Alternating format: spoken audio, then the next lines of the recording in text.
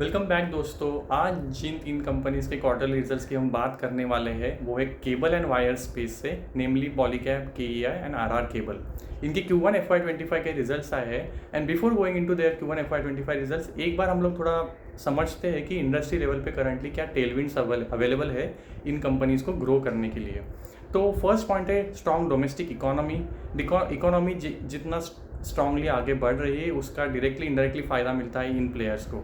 Second है infrastructure lead जो development का एजेंडा रहा है गवर्नमेंट का, इसका भी इनको फ़ायदा मिलता है। थर्ड पॉइंट है रियल एस्टेट में जो बूम है। अगर आपने रिसेंटली कुछ न्यूज़ पढ़ी होगी और ये सिर्फ एग्जांपल है कि जो नोएडा, गुरुग्राम, दिल्ली या फिर बैंगलोर, चेन्नई, यहाँ पे लग्जरी प्रोजेक्ट्स लॉन्च हुए हैं, वो लॉन्च होते ही कुछ ही वीक्स में कम्प्लीटली सोल्ड आउट हो गए। तो ये दिखाता है कि रियल एस्टेट में करंटली कितना एग्जॉर्बेरेंस है और गवर्नमेंट का भी on the other hand affordable housing पे एक अच्छा फोकस रहा है। तो mixture of all this factors help करता है in cable and wire space की कंपनीज को ग्रोथ करने में। तो चलिए शुरुआत करते हैं रिजल्ट्स के एनालिसिस से। पहला कंपनी है पॉलीकैब। ये सबसे बड़ा कंपनी है। इसका around market cap 1 lakh crore का है और ये अराउंड 22 to 24% का मार्केट शेयर होल्ड करती है। तो काफ़ी बड़ी कंपनी है इंडिया की जितना बड़ा मार्केट है उसको देखते हुए। तो इसका रेवेन्यू ग्रोथ अराउंड 21% था। एबिटा में 6% की ग्रोथ आई थी compare to previous year Q1 results and PAT इसका ऑलमोस्ट फ्लैट रहा था। तो नंबर्स बहुत कुछ एक्स्ट्रा ऑर्डिनरी है नहीं, क्योंकि इसका जो हिस्ट्री है ये अराउंड 30% ईयर ऑन ईयर हमेशा ग्रोथ करता था अप्रॉक्सीमेटली। बट इस साल के जो Q1 के रिजल्ट्स है वो इतने स्ट्रॉन्ग रहे नहीं हैं। मार्जिन्स की अगर मैं बात करूँ तो एबिटा मार्जिन्स अराउंड 12.4% रहा है और जो पैट मार्जिन्स है 8.5 के आसपास रहा है और ये भी मार्जिनली थोड़ा ईयर ऑन ईयर थोड़ा नीचे आए हैं। तो अभी थोड़ा एक मिनट के लिए बिजनेस समझते हैं कि केबल एंड वायर की ये जो कंपनीज़ है वो अपना रेवेन्यू एक्चुअली जनरेट करती कहाँ से। तो इनके दो सेगमेंट्स है। एक तो इंस्टीट्यूशनल सेल हो गया या फिर सेकंड हो गया जो डिस्ट्रीब्यूटर के थ्रू अपने रिटेल आउटलेट्स के थ्रू ये रिटेल में लोकल कंज्यूमर को सेल करते हैं अपने प्रोडक्ट्स को। तो ये दो इनके चैनल्स है। अगर आप थोड़ा सा समझेंगे तो जो इनका मार्जिन्स होता है वो इंस्टीट्यूशनल सेल अगर करेंगे तो थोड़ा रिलेटिवली कम होता है, क्योंकि कोई भी बड़ा प्लेयर हो गया, रियल एस्टेट डेवलपर हो गया, अगर वो बल्क बाय करेगा तो जाहिर सी बात है वो डिमांड करेगा कि हमें थोड़ा इसमें डिस्काउंट दो।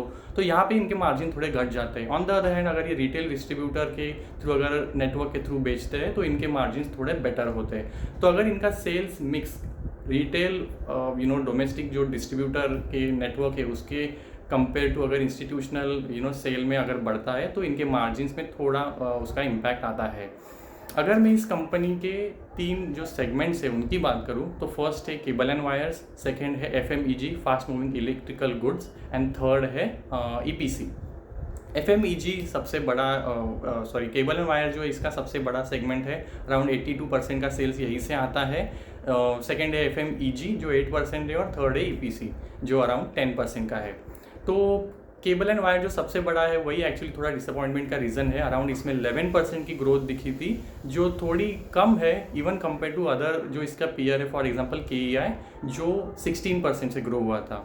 सेकेंड जो सेगमेंट है FMEG ये अराउंड 21% से ग्रोथ हुआ था और इसमें जो टेल विंड्स मिले थे वो थे बिकॉज ऑफ समर में इनके फैंस हो गया या फिर इनके कूलिंग अप्लायंसेस हो गया, इनमें जो ग्रोथ आती है उसका फ़ायदा इसको मिला है in this Q1 FY25 results और 21% की ग्रोथ दिखी। और इनका जो सबसे स्ट्रॉन्ग अगर होल्ड वाला कोई सेगमेंट है वो है EPC। 292% की इनको जंप दिखा है इस क्वार्टर के रेवेन्यू में, जो काफ़ी अच्छी बात है क्योंकि कंपनी को एक डाइवर्सिफाई करने का मौका मिल जाता है। बट इसका मैं अगर एक ड्रॉबैक बताऊं, जैसे इनका revenue contribution from EPC segment बढ़ेगा क्योंकि ये थोड़ा लेस मार्जिन पे आता है। जैसे अगर मैं एग्जांपल दूं तो इस क्वार्टर में EPC सेगमेंट का जो एबिटा मार्जिन रहा है वो अराउंड 11% रहा है और मैंने आपको बोला था कि जो इसका केबल एंड वायर का जो ओवरऑल बड़ा सेगमेंट है और उसका जो एबिटा मार्जिन है वो अराउंड 12.5 to 12.6% रहता है।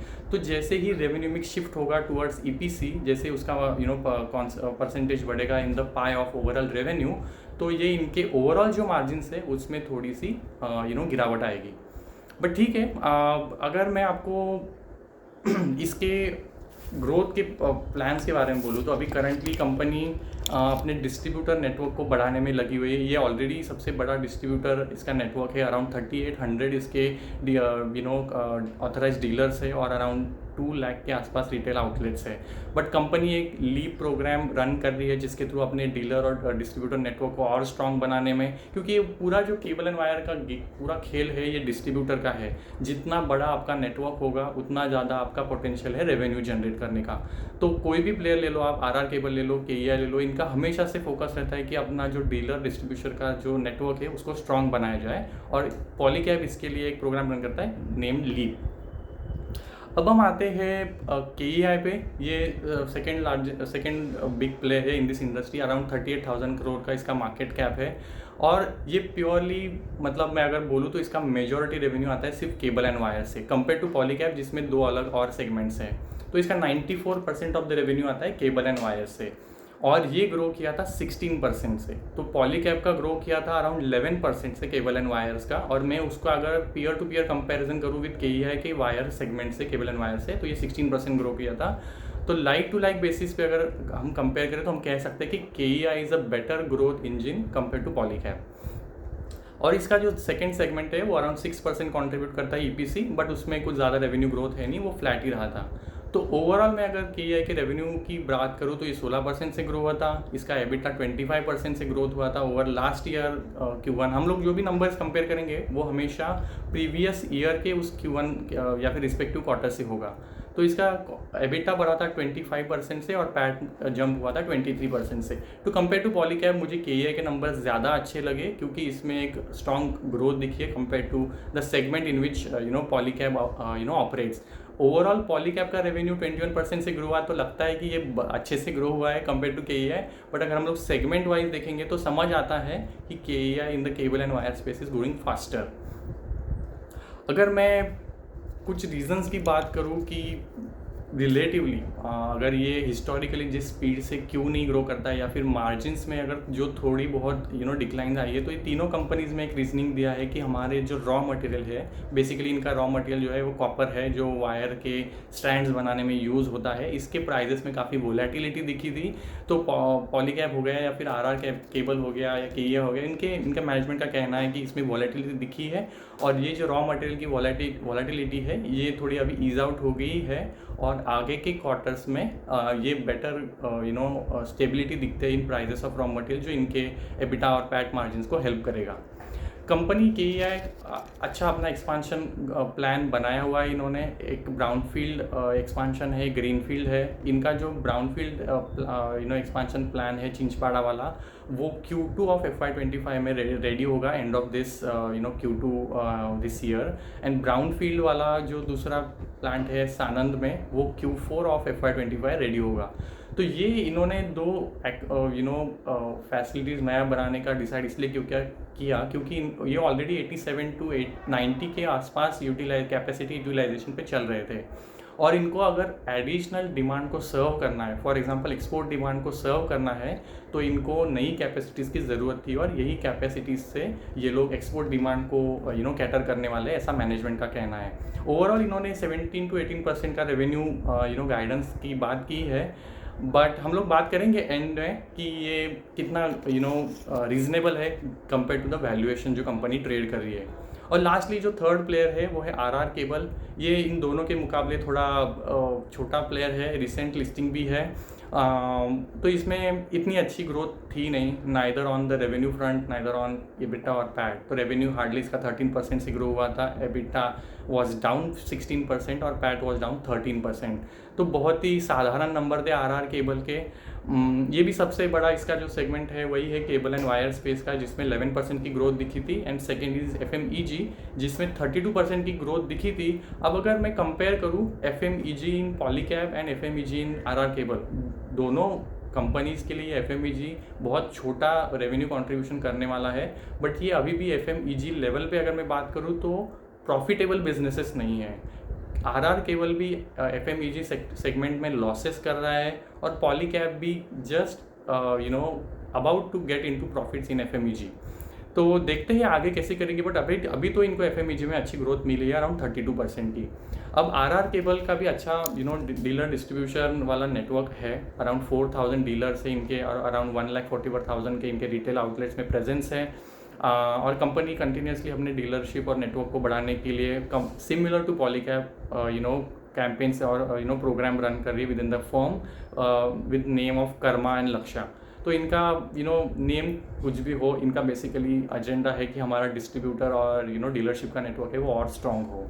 कंपनी एक्सपोर्ट के बारे में थोड़ा व्यू दिया है, कहा है कि हमारे एक्सपोर्ट थोड़े इस बार वीक रहे हैं और उन्होंने जो रीजंस दिया है वो है रेड सी वाले जो क्राइसिस है और जो कंटेनर्स की अवेलेबिलिटी है वो इतनी अच्छी है नहीं, तो इनका इम्पैक्ट हुआ है इनके एक्सपोर्ट पे। और कंपनी का एक्सपांशन के बारे में बात करूँ तो इनका 500 करोड़ का कैपेक्स है और ये जो फैसिलिटी ये लोग बना रहे हैं वो Q4 ऑफ FY25 में रेडी होगा।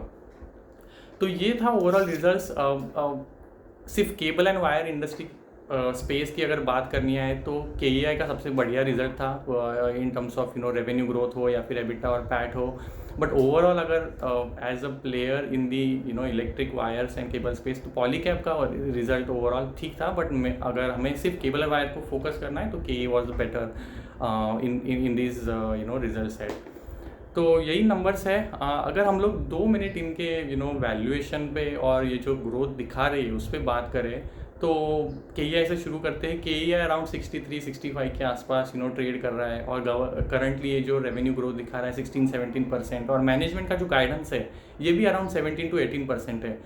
तो मुझे तो ये थोड़ा एक्सपेंसिव साइड पे लगता है, मतलब 7-18% का ग्रोथ और 63-65 का पी थोड़ी नाइंसाफ़ी है, मतलब to for stock to justify this valuations. But देखते हैं जैसे इनकी नई फैसिलिटीज़ अगर रेडी होती है और ये सिग्निफिकेंटली कंट्रीब्यूट करती है to top line and bottom line तो मे बी ये जस्टिफाई कर सकता है। बट हमें देखना पड़ेगा ये कैसे पैन आउट होता है। हमें हर क्वार्टर में कंपनी के रिजल्ट्स को एनालाइज करना होगा और मैनेजमेंट के गाइडेंस को देखना होगा।